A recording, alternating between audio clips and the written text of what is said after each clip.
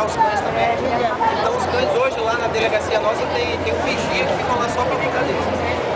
E já jogaram pedaços de carne lá dentro, mas o vigia foi na hora.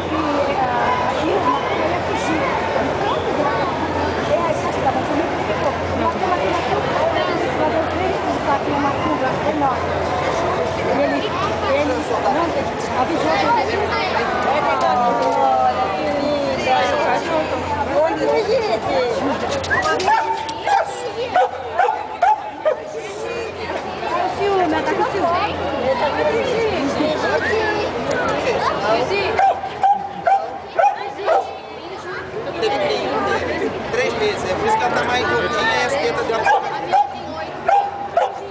A gente está 4 meses sem treinar.